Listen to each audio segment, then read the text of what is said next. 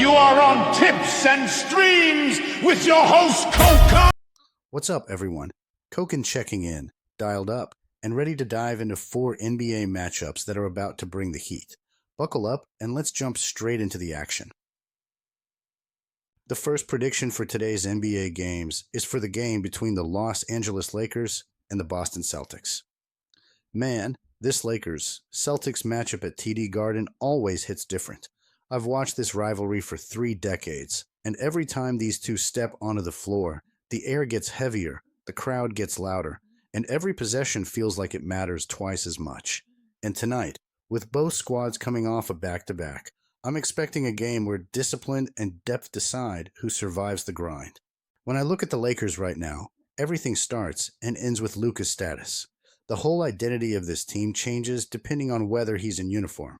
Without him, they lean heavily on Austin Reeves to handle the creation load, and Reeves has been cooking, 44 points, 11 dimes, taking over the Toronto game like he owned the building.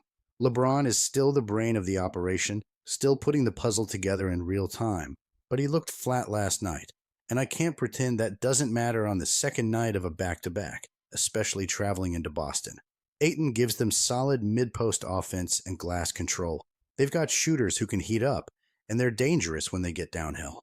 I'm not denying any of that. But without Luka orchestrating everything, the Lakers lose the rhythm that makes their offense hum. They become a team that needs perfect nights from their role guys just to hang around.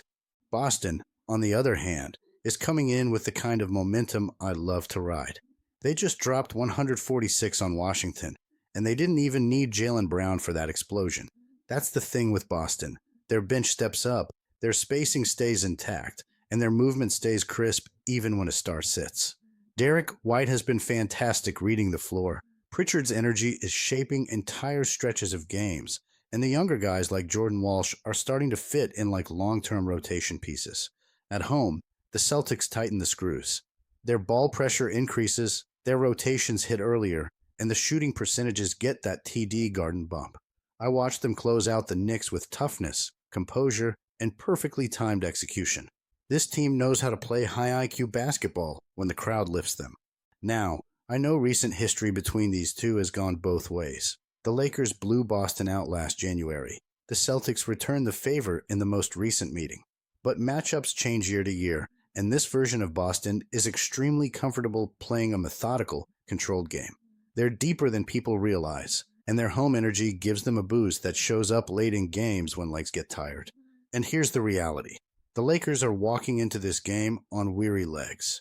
They had to fight tooth and nail to get past Toronto. Boston had the easier matchup and is playing on their own floor. These details matter when both teams are in physically demanding scheduling spots. But the entire pick comes down to the same thing I said from the jump, Luka. Whether he plays or not defines how this matchup unfolds. And as of the moment I'm recording this, he's still listed as unavailable. No matter how well the Lakers have played recently, they are not the same team when he's out. I trust Boston's depth, I trust their rhythm, and I trust the way they've been closing games. With Luka out, I see the Celtics controlling this matchup from the second quarter onward and pulling away when the Lakers finally run out of counters. My prediction, I'm riding with the Celtics to win this game and cover the 5.5-point spread. With Luka out, Boston takes care of business at home. Today's second prediction is for the game between the Denver Nuggets and Atlanta Hawks. Every time Denver goes on the road, I feel like I'm watching a team that just flips the switch and dares opponents to keep up. And walking into Atlanta tonight, I honestly don't think the Hawks have the firepower or the rhythm to match the pace Denver is playing with right now. I've been following this league for decades, and when a team is clicking offensively the way the Nuggets are, the matchup problems start piling up before tip-off. The first thing that jumps out for me is how Denver is dictating tempo without even trying to run teams out of the gym. They're getting clean looks early in the clock because Jokic reads a defense faster than most guards, and Murray is in one of those stretches where every jumper looks soft the second it leaves his hands. When your star guard drops 50+ and does it without forcing the issue, that tells me he's playing with supreme confidence. And as someone who's watched a lot of streaky scores through the years, I know when a guy is in that zone. You ride him until he cools off, and Murray doesn't look anywhere near cooling off. The side pieces matter too. Denver's spacing right now is the real engine behind their offensive flow.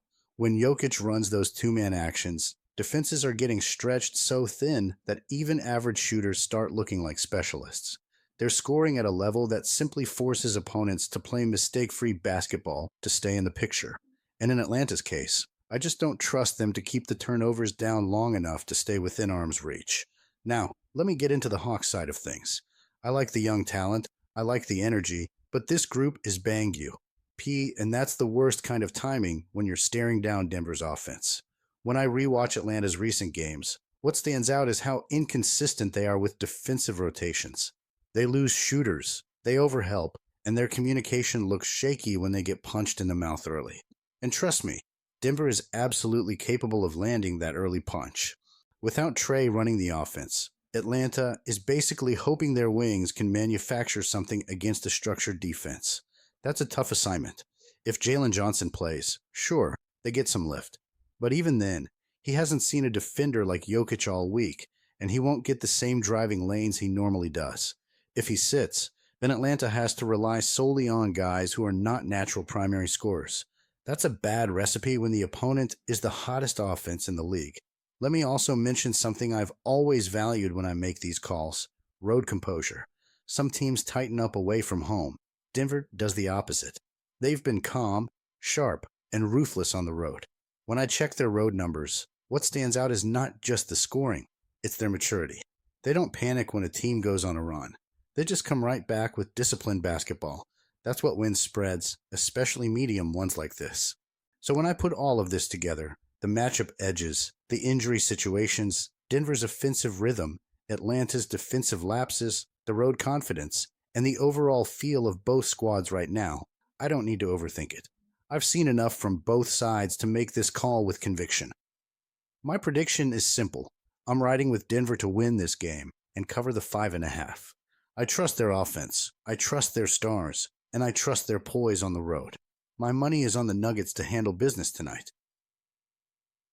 The third prediction for today is for the game between the San Antonio Spurs and the Cleveland Cavaliers.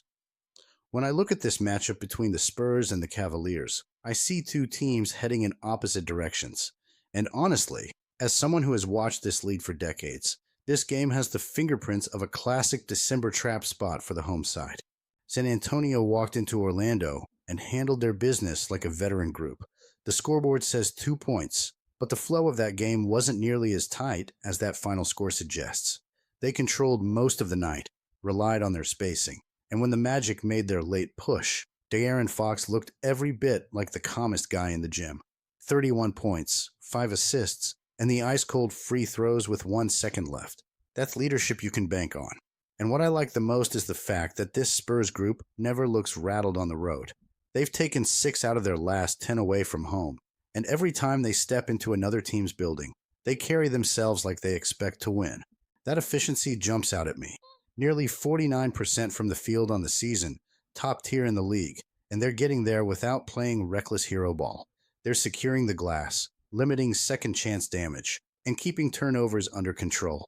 Even with Castle and Wembanyama sitting, they've tightened the rotation and leaned into what works: pace, clean half-court execution, and a defense that doesn't collapse when the game turns chaotic. That's the sign of a well-coached roster that trusts its identity. Now Cleveland. I've got to call it for what it is. They're banged up and playing like it. And I've seen enough NBA seasons to know that when a team starts stacking injuries the way the Cavs have, the slippage on defense always comes next. That's exactly what we're seeing. For losses in their last 5, shots not falling, and the most worrying part, no consistent point of attack resistance. Portland walked into their building and dropped 122 while shooting all night comfortably. That shouldn't happen to a team that's supposed to hang its hat on physicality. Donovan Mitchell is doing everything he can to keep the offense upright, and Mobley is giving them a strong interior presence. But there's only so much you can mask when you're without Allen, Garland, Struss, Merrill, Proctor, and Nance. That's too much of their rotation sitting in street clothes, and that lack of depth is showing up in their perimeter shooting. 52 threes against Portland, and they hit only 13. That tells me they're settling because they can't generate the same pressure downhill without their full backcourt. Defensively, they're giving up far too many clean looks, And when a team like San Antonio shows up shooting confidently, that's dangerous. The Spurs have the cleaner offense right now, the steadier decision-making, and the defensive edge in terms of discipline and structure. And in games like this, that matters more than reputation or preseason expectations.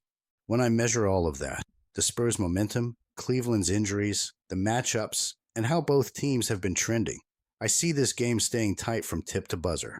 And truthfully, I trust the Spurs' scoring efficiency and late-game poise a lot more right now than Cleveland's patched-together lineup. My prediction is simple. I'm riding with the Spurs to cover the 4.5-point spread in Cleveland. I see them hanging around all night, punching back every time Cleveland tries to make a run. And if this one gets tight late, I trust San Antonio to execute the cleaner possession basketball. So for me, the value is crystal clear. Give me San Antonio plus 4.5. Today's last prediction is for the game between the Philadelphia 76ers and Milwaukee Bucks. Tonight, I'm locking in on this matchup between the Philadelphia 76ers and the Milwaukee Bucks at Fiserv Forum. And to me, this one has the feel of a game where rhythm and identity matter more than rest days and travel miles. I've watched both of these teams closely over the past couple of weeks, and I can tell you straight, Philadelphia is starting to look like a squad that knows exactly who they want to be, while Milwaukee is still trying to figure out what they are without their main engine running the show. The Sixers walk into this one on the heels of a nail-biting win, the kind of grinded-out game that tests your poise. I like seeing a team get pushed and still find a way to close the door. Tyrese Maxey has been playing like a guy who knows the keys are in his hands.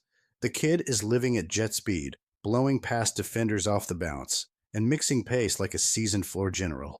When he gets rolling downhill, the whole offense starts breathing differently. Wide spacing, sharper cuts, cleaner reads. And every time he strings together these high-volume scoring nights, you can feel the Sixers settling into an offensive identity built around movement, tempo, and initiative. What I also like is how Philly's role guys have been stepping into their jobs.